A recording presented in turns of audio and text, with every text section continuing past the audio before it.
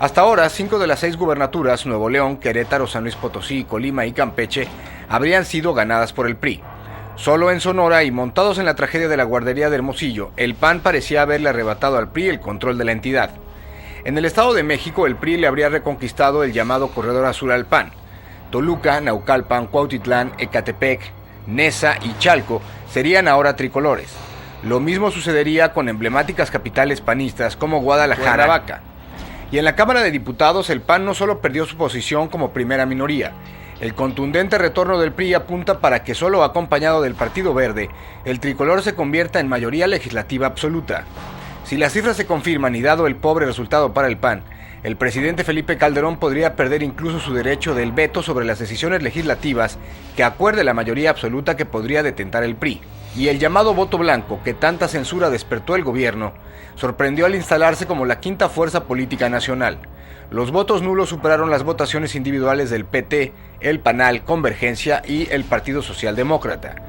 Los resultados de esta elección, considerado de facto un referéndum sobre la primera mitad del actual gobierno, colocan en una posición endeble al presidente Felipe Calderón.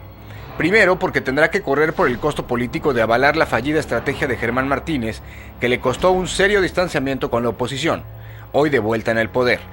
De acuerdo a analistas políticos, en este caso la única salida sería la de acelerar un relevo en la dirigencia nacional del PAN.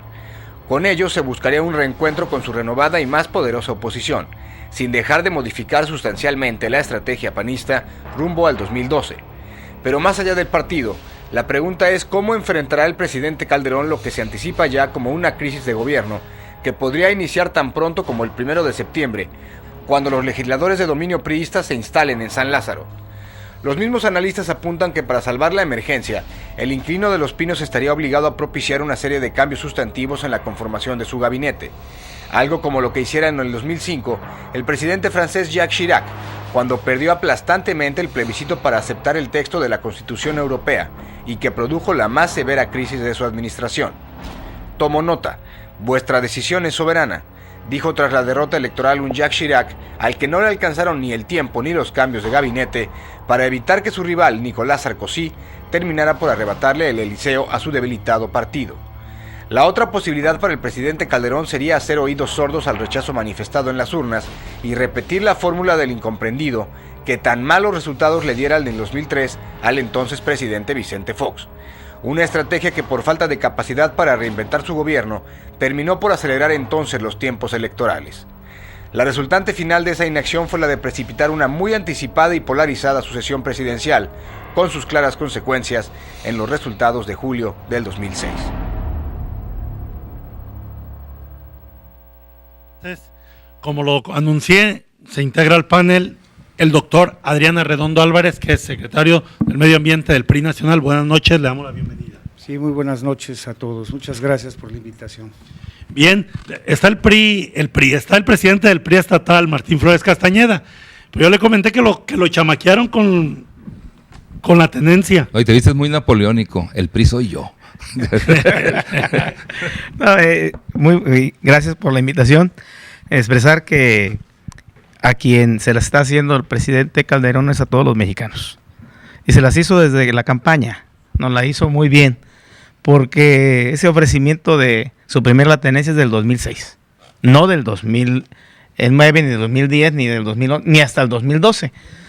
Casualmente será hasta que concluya su administración cuando se decreta la abrogación del impuesto de la tenencia.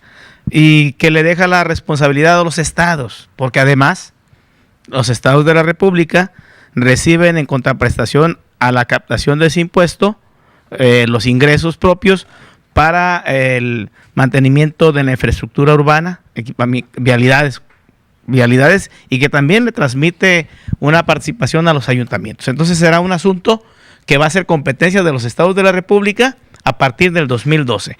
Pero eso no es nada novedoso, es oportunista, es electorero y nuevamente se la hace a los mexicanos con un doble engaño.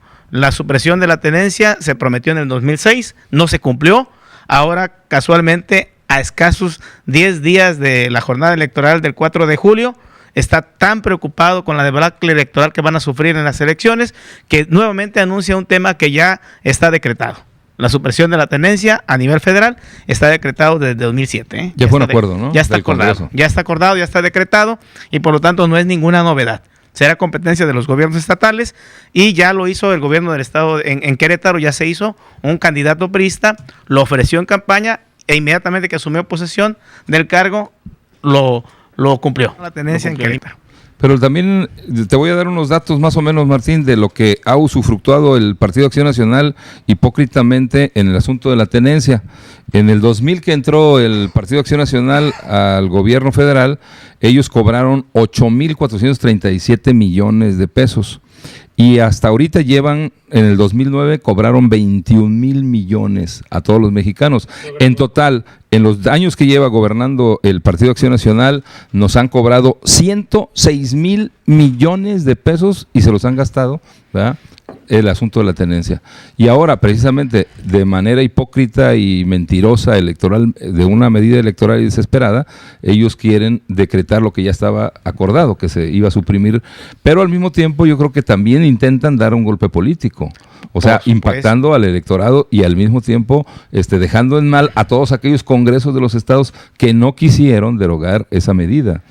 Lo de la tenencia. Sí, porque en el caso de Colima, por ejemplo, los diputados se la han pasado estudiando y estudiando y estudiando. Porque todos los congresos de los estados tienen que buscar medidas compensatorias por lo que la prestación de los servicios que debe prestar el estado y los municipios. ¿Cómo les van a compensar esos ingresos? Tendrán que hacerlo y por supuesto tienen hasta el 2012, que está decretado la supresión definitiva de este impuesto en materia federal.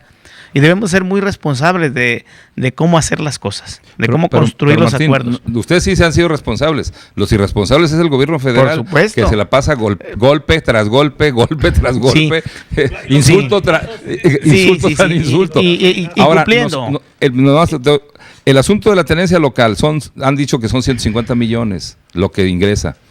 Pero nosotros estamos aportando a la federación casi 31,000 millones. Por eso en la CONAGO es el tema que los gobernadores están exigiendo al presidente, que los ingresos fiscales participables se genere una participación especial para compensar la falta de ingresos por la tenencia, que es algo que es justo, porque si no los estados de la República tendrán problemas de operación. Con un contenedor de fayuca lo hacemos nosotros, por ejemplo, de aquí del puerto interior. Por ejemplo, en Colima nada más genera 36,000 millones de pesos de ingresos aduanales. ¿Sí? Amén de los ingresos fiscales adicionales que son IVA, ISR y otros ingresos más. Claro, entonces, pero el presupuesto estatal son 6,000 millones. Solamente 6,700 millones. Netos 30,000 millones de Colima. Solamente. ¿Cómo nos van a regresar 150 millones? Así es. Entonces tenemos que buscar acciones compensatorias y se tiene que dar, y la supresión de la tenencia habrá de darse con esa acción compensatoria. Por otro lado, tenemos también cómo se ha incumplido en materia de empleo. Una promesa muy sonada, incluso se dijo el presidente del empleo, y por eso está en la situación tal cual. Los mexicanos ya no le creen al presidente porque promete 1 millón de empleos y en lugar de generar los empleos tenemos problemas mayores porque existe un desempleo más abierto. No, y nos cierra Luz y Fuerza del Centro y por decreto. Y hay una serie de situaciones que se presentan inéditas en el país, como Luz y Fuerza, Cananea y otras grandes organizaciones sindicales. Eso por decirlo menos. Lo más grave es que no haya generación de empleos. Así es. Que no se genere una inversión productiva, que no se generen condiciones de crecimiento económico y que tenga el país hundido en una mayor pobreza económica. ¿Podemos concluir que el PRI las 14 elecciones que vienen las va a ganar?